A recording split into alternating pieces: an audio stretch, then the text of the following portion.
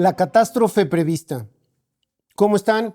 Bienvenidos al espacio de opinión y análisis de la 4TV. Soy Germán Castro. Los precogs.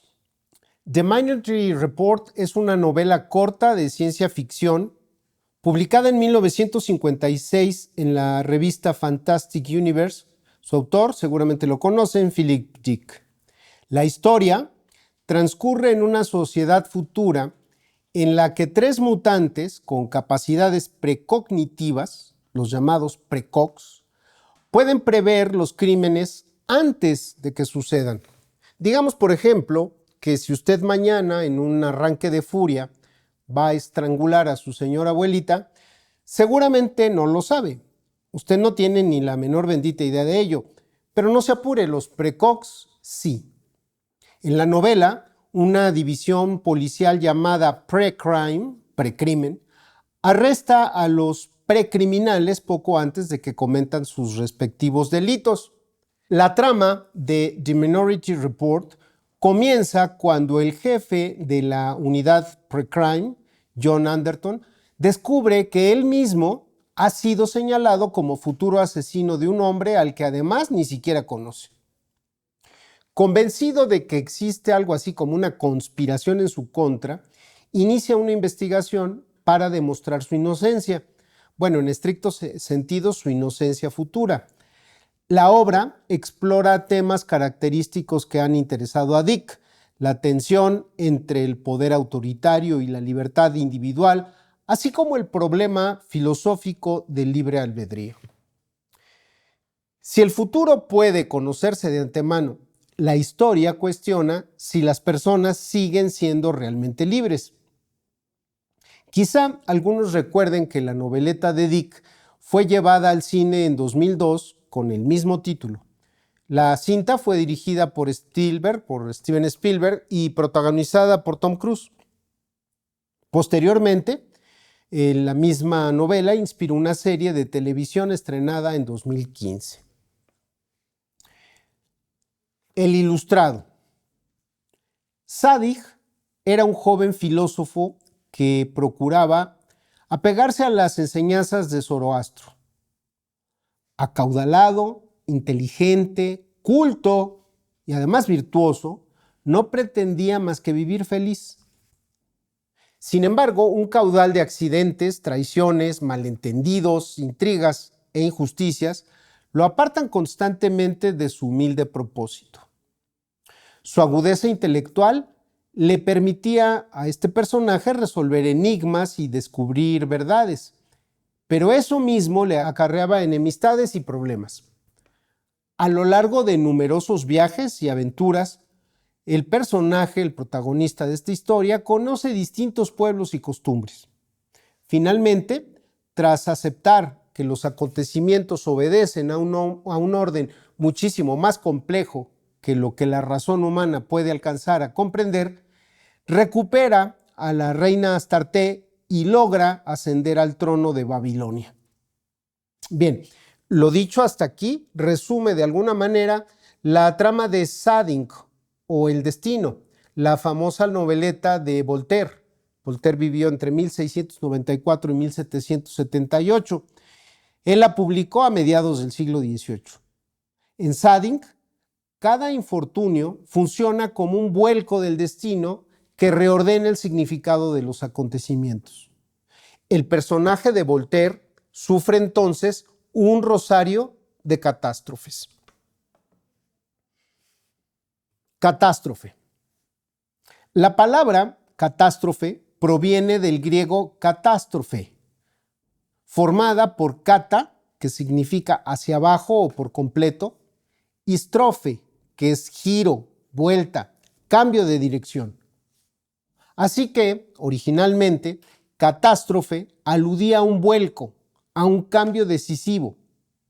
En el teatro griego designaba el desenlace de la acción trágica, especialmente, claro, cuando los acontecimientos daban abruptamente un vuelco, un giro, que era anteriormente imprevisible. Poco a poco, el vocablo pasó a referirse a cualquier hecho que produce una ruptura con consecuencias devastadoras.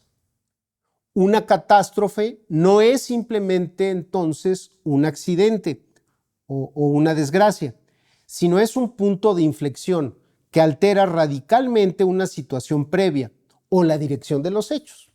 Un giro brusco del destino. Ahora, catástrofe es un giro brusco del destino para acabar mal. Catastrofismo ilustrado.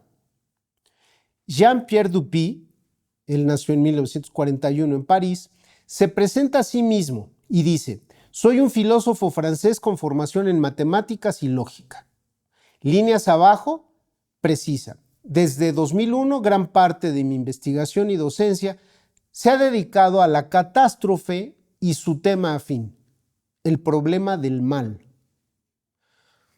Recupero la información anterior acerca del señor Dupuy de su página de presentación en el sitio web de la Universidad de Stanford, que es ahí donde él trabaja. Ahí mismo, el académico francés apunta que bien puede señalarse como el arranque de esa línea de investigación su libro Por un catastrofismo ilustrado, cuando lo imposible se hace seguro o es seguro. Este libro fue publicado en 2002. Él tiene una tesis harto paradójica que defiende a lo largo de las páginas de este libro. Lo que puede salvarnos es aquello mismo que nos amenaza. En concreto, defiende la idea de que predecir la ocurrencia de una catástrofe puede evitarla. Plantea que la única manera de evitar una catástrofe anunciada es actuar como si la profecía fuera verdadera, pero con el fin de desmentirla en la práctica. Profeta acertado, el que no acierta. Jean-Pierre Dupuy utiliza la famosa novela que acabo de recordarles de Philip Dick, Minority Report, como una poderosa metáfora para ilustrar la paradoja central de su idea de catastrofismo ilustrado. La conexión no es casual. Se trata del mismo dilema de un profeta que anuncia una catástrofe para que ésta no ocurra. Dupuy traslada esta paradoja al problema de las grandes catástrofes contemporáneas. Ya saben, climáticas, nucleares, bélicas, tecnológicas, etc. ¿Para qué? Para criticar nuestra forma habitual de pensar el futuro. Propone que debemos reaccionar ante las amenazas, ante la amenaza del colapso, como lo hace el sistema de Minority Report, ante un crimen futuro. Tratar la catástrofe como si ya fuera cierta. Debemos actuar no como si el desastre fuera posible, sino como si fuera inevitable, a menos de que actuemos ya. Actuar para que la profecía no se cumpla. El objetivo de anunciar la catástrofe debería ser entonces precisamente movilizar a la sociedad para desmentir la profecía. Se trata pues de un llamamiento a la acción. El catastrofismo ilustrado es la apuesta por tener lo imposible, por cierto, para hacerlo finalmente imposible. La profecía autosaboteada. Jean-Pierre Dupuy trae a cuento en su libro a Sading, el personaje de Voltaire, en tanto representante del ideal del observador sagaz y perspicaz que puede anticipar lo que ocurrirá si nadie interviene. Sin embargo, la paradoja surge cuando la propia predicción cambia la conducta de los agentes. Si la predicción de una catástrofe es creída, las personas pueden actuar para evitarla. Luego entonces, la predicción resulta falsa. Se cancela a sí misma. Algo así como creer en el destino te puede salvar de la fatalidad. Ahora que, si no es creída, la catástrofe ocurre. Entonces, la predicción será verdadera e inútil. Probable no es inevitable. Pocos años después de la primera edición de Por un catastrofismo ilustrado, el también parisino Edgar Morin, quien por cierto dejó de estar en este mundo hace apenas unos días, unas cuantas semanas antes de cumplir 105 años, publicó Hacia el abismo. El filósofo critica la idea del desarrollo sostenible, ya que toma como modelo el de una civilización en crisis, la misma que habría que reformar. Es decir, tiene como afán mantener un sistema que habría que desmantelar. Argumenta que esta noción impide al mundo encontrar formas de evolución que no sean calcadas de la occidental. Es decir, reproduce el mismo patrón cultural y económico que ha generado la policrisis en la que vivimos. Al hacerlo, impulsamos las retroalimentaciones, los feedbacks, que amplifican los problemas y en consecuencia nos siguen encaminando a la catástrofe. Morán pensaba que es necesario cambiar de vía y empezar de nuevo, en lugar de intentar reformar un modelo intrínsecamente insostenible. Así que Edgar Morán está de acuerdo con Jean-Pierre Dupuy. Nos encaminamos a la catástrofe y recuerda la paradójica solución que su paisano plantea. Aceptemos la inevitabilidad de la catástrofe para intentar evitarla. Y aquí es donde surge el desacuerdo. Además de señalar el hecho de que el propio sentimiento de inevitabilidad puede conducir a la pasividad, Dupuy identifica incorrectamente lo probable dentro de lo inevitable y explica que lo probable es aquello que a un observador inteligente como Sading, en un tiempo y en un lugar determinados, disponiendo de informaciones más o menos fiables, se le aparece como un proceso futuro. Eso es lo probable. Y efectivamente, no podemos negarlo. Todos los procesos actuales conducen a la catástrofe. Pero probable no es sinónimo de inevitable. Dicho de otra manera, la probabilidad no es fatalidad. Lo improbable permanece como posible y la historia nos ha demostrado que lo improbable ha podido reemplazar a lo probable. Por supuesto, abundan los ejemplos. Morán mismo pone uno. Entre finales de 1941 y principios de 1942, la situación de la Segunda Guerra Mundial cambió radicalmente. Para entonces, lo más probable, altamente probable, era que los nazis dominaran Europa durante un larguísimo periodo. Pero ese escenario probable fue reemplazado por otro, la victoria de los aliados, que desde la perspectiva, repito, de 1940-41, resultaba altamente improbable.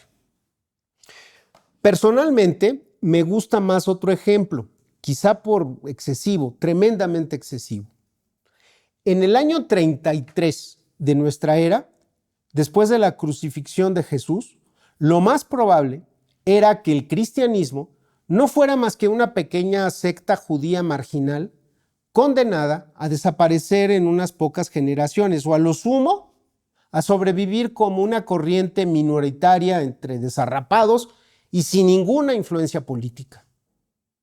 Los perseguidores romanos, las divisiones internas y la dureza de las condiciones parecían asegurar una extinción más bien pronta. Sin embargo, ese escenario altamente probable fue reemplazado por uno nuevo, totalmente improbable, nada menos que la imposición del cristianismo como religión oficial del Imperio Romano a finales del siglo IV.